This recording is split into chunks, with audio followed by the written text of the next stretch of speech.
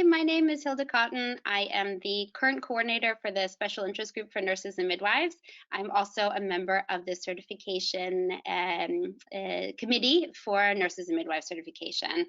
I live and work in Norway, and I obtained my ESHRE certification in 2017. I took the exam in Geneva, and that's exactly what I'm here to talk about today, my experience of becoming certification and the hope that it can inspire some of you guys to do the same.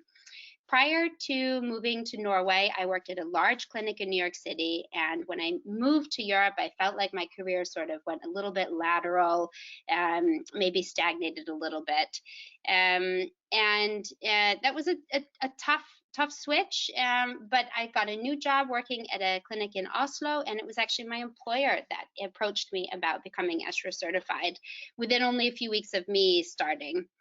It was such a great opportunity to feel that I was still growing and advancing my career, especially since I already had 8 years of experience. Where do you go from there?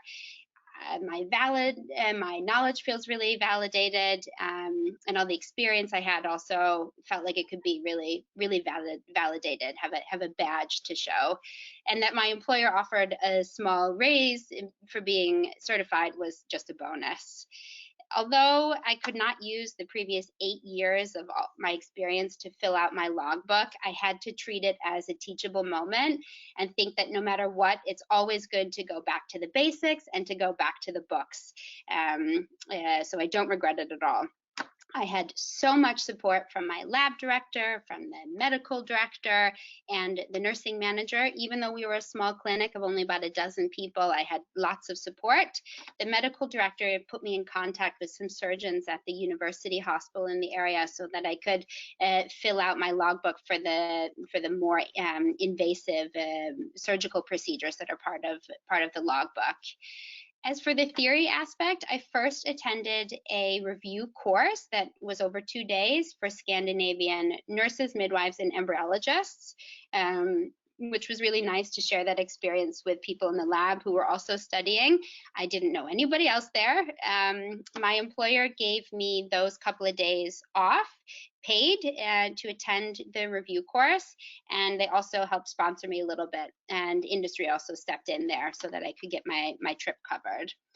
In my country, there are not so many psychologists that are directly involved in reproductive medicine. The biotechnology law here is written so that doctors also are the ones that are taking the psychosocial aspect of the treatment process.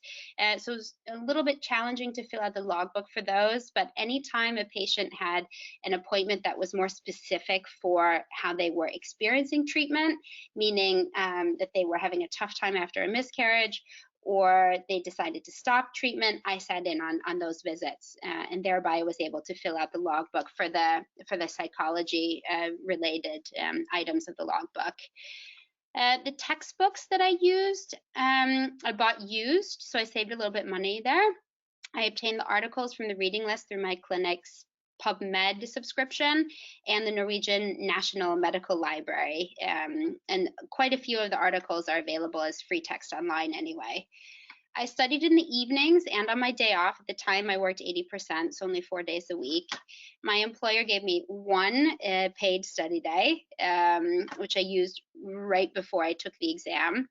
I read a specific chapter, and then I went and watched the recorded talk from the review class that I had attended, and that's how I kind of systematically went through the curriculum. So like male fertility, read the chapter and then watched a talk on it, and maybe read an article if there was an article related to it. So that was a really good systematic way for me to do it. We on the special interest group and the certification committee have now a web series which is already begun and is continuing, where we go systematically through. So you guys will be able to do exactly the same thing, where you can watch a talk on a specific topic and also read it in the textbook.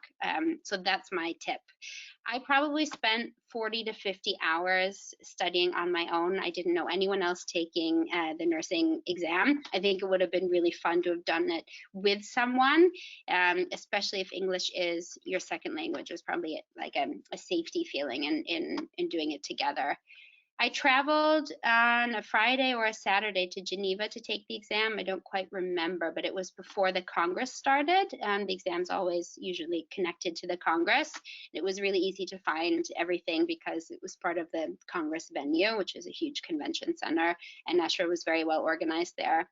The last exam, of course, was a digital at-home exam, so that it has a different aspect to it. So what did it all get me? Well, I certainly feel that it was worth the effort. I feel that I got a lot of recognition from colleagues. I had a sense of accomplishment. My colleagues bought me flowers when I passed the exam, which was lovely. I got a small raise, of course. I felt that my colleagues really respected me and the knowledge that I had. It was so enriching to revisit the lab and embryology procedures after having worked for so many years. Things really clicked in a different way. Like, for example, why so many embryos don't make it past day 3. Well, that's when the embryo's genome gets activated, as opposed to like the mom's genome being responsible for everything that happens within the embryo the first day or 2. So stuff like that just really clicked and made it possible for me to explain that to patients better. I certainly felt more confident in answering patient questions in general. Didn't feel that I needed to ask, even if it was a more technical question. So that made everyone work more efficiently at the clinic, because I could just sort of go right on and know that I was giving good, well-founded information. And to be honest, it's part of where I am today and who I am today now. I feel that it sparked an interest in ESHRE, became a huge part of my practice, that I refer to ESHRE guidelines more, and feel that I have a base on which to question maybe how things are done or do things better, support patients, support the doctors, understand why the lab wants 30 minutes for the semen analysis to rest, and things like that. Just makes everybody in the clinic work more efficiently if the nurses and midwives also know the background and theory for everything. I am so passionate about women's health and reproductive medicine, so it's now fitting that I have a certification that sort of matches that. I follow a lot more of the content that's going on at the annual Congress, feel that I have a really good understanding of very technical things, very advanced aspects. And I realized that I had areas of interest that I didn't quite know about, like quality management systems and risk analysis for an IVF clinic. I never thought that was going to be in the cards for me, but it is. And I am a little bit more engaged on the ethical aspect of access to care. I feel that I'm a player in a more global construct that thinks about these bigger kind of existential and ethical aspects of what we do. And I certainly feel that I'm part of a network of other expert nurses, and feel that there's a little bit more exchange that's going on between me and other people around the globe.